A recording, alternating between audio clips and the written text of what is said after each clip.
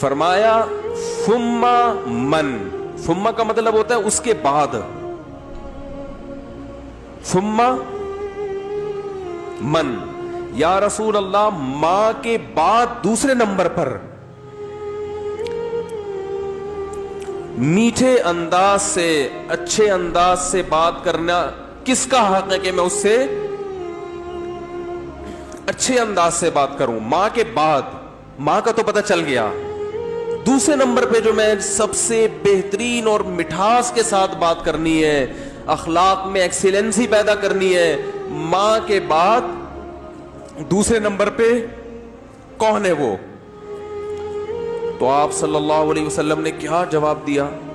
فرمایا امک، ماں کے بعد دوسرا نمبر بھی کس کا ہے؟ بولو بھائی،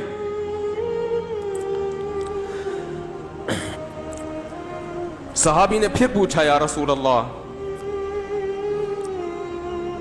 ثم من؟ دیکھو صحابی کا انداز بھی کیا ہے، وہ چونکہ ان کو یہ تھا کہ مجھے ماں کے علاوہ اب چاہیے کہ کون ہے، اور نبی نے دوبارہ کس کا نام لے لیا؟ ماں کا، لہذا صحابی نے پھر اپنے سوال کو ریپیٹ کیا، کیونکہ وہ یہ سمجھتے تھے کہ مجھے میرے سوال کا جواب نہیں ملا۔ تو انہوں نے تیسری دفعہ پوچھا یا رسول اللہ ثم من؟ یا رسول اللہ تیسرے نمبر پہ کون ہے؟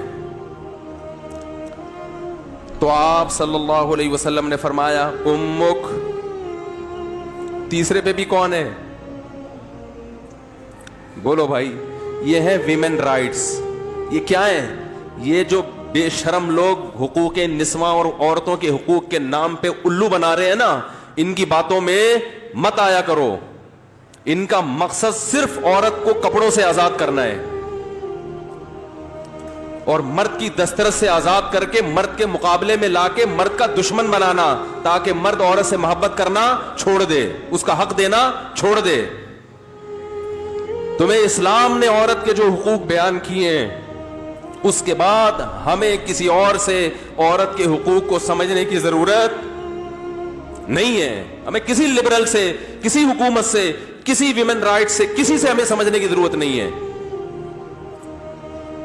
ہمیں اسلام نے بتا دیا ہے کہ ماں کے روپ میں عورت کا کیا حق ہے، بیوی کے روپ میں عورت کا کیا حق ہے، کہ بیٹی کے روپ میں عورت کا کیا حق ہے، بہن کے روپ میں عورت کا کیا حق ہے۔ اور یہ جو لبرل لوگ ہیں، یہ صرف گرل فرینڈ کے حقوق جانتے ہیں، گرل فرینڈ سسٹم معاشرے میں لانا چاہتے ہیں، تمہیں درندہ بنانا چاہتے ہیں، تمہیں زانی بنانا چاہتے ہیں، تمہیں بدکار بنانا چاہتے ہیں۔ ان کا کوئی فیملی سسٹم نہیں ہے۔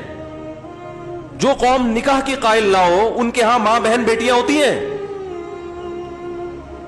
ماں بہن بیٹی، بھابھی چچی خالہ ممانی مامی پھپھی، یہ رشتے تو شادی بیاہ کے نتیجے میں وجود میں آتے ہیں۔ اولاد ہوتی ہے تو یہ رشتے وجود میں آتے ہیں، پھر ان رشتوں کا پاس رکھنے کا حکم دیا گیا ہے۔ جن قوموں میں ہر رشتے ہی نہیں ہے، تم ان سے سیکھ رہے ہو کہ عورت کے حقوق ہمیں بتاؤ۔ تو آپ صلی اللہ علیہ وسلم نے کیا فرمایا؟ تیسرے نمبر پہ کس کا حق ہے؟ بولو بھائی، ماں کا۔ پھر صحابی نے پوچھا ثم من؟ اس کے صحابی بھی پوچھتے جا رہے ہیں، دیکھو رک نہیں رہے، کیونکہ ان کے سوال کا جواب مل نہیں رہا کہ یا رسول اللہ آپ ماں کا تذکرہ ختم کریں گے تو پتہ چلے گا کہ ماں کے بعد کس کا حق ہے۔ تو آپ صلی اللہ علیہ وسلم نے ارشاد فرمایا